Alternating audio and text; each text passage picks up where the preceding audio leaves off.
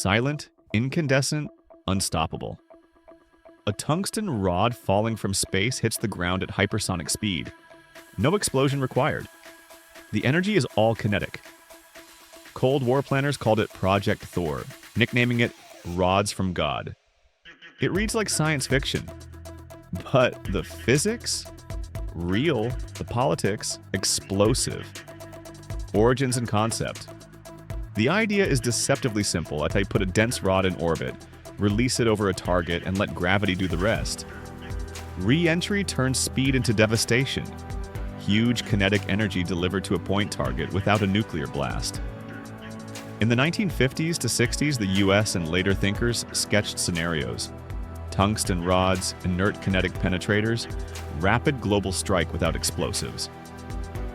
The problem then, and now, what has never been physics is impossible. It's the logistics, cost, and the legal diplomatic nightmare of putting weapons in space. How the effect works, high level. A heavy rod falling from orbital altitude re-enters the atmosphere at many kilometers per second. Atmospheric friction creates a plasma sheath and heat, but the mass and speed mean immense impact energy on contact, penetrating bunkers or producing massive cratering effects. Think kinetic energy replacing chemical energy. The damage comes from speed and mass, not fire or shrapnel. Important, this is a conceptual description, not a construction guide. The engineering, guidance, and launch realities are what make the idea politically radioactive.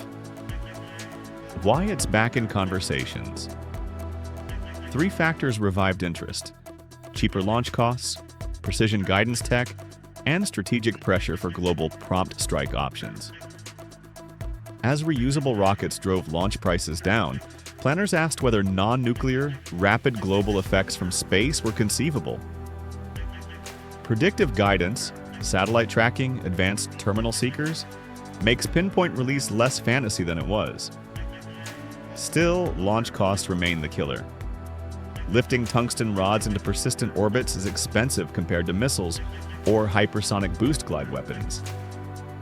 The payoff would be ultra-high value strikes where political leaders want deniability of a nuclear blast, but require absolute certainty of effect. Legal, strategic, and escalation risks. Weaponizing orbit is more than a technical choice. It's a treaty and escalation issue.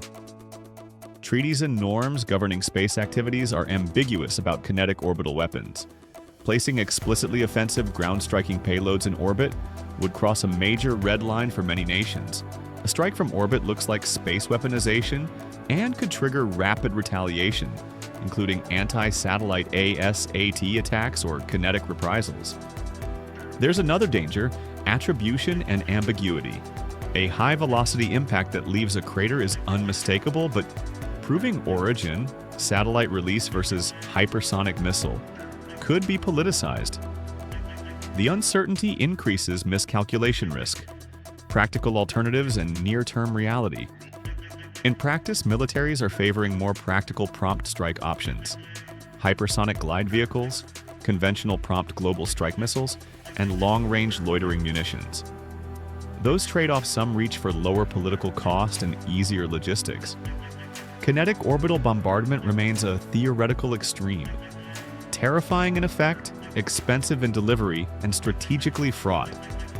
Why the idea grips us: rods from God resonates because it's pure cinematic power.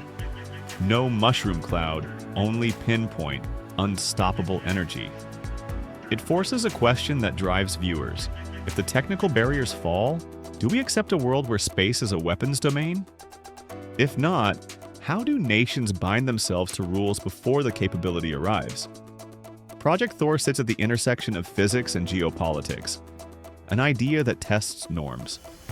For now, it's an idea best explored in CGY and debate.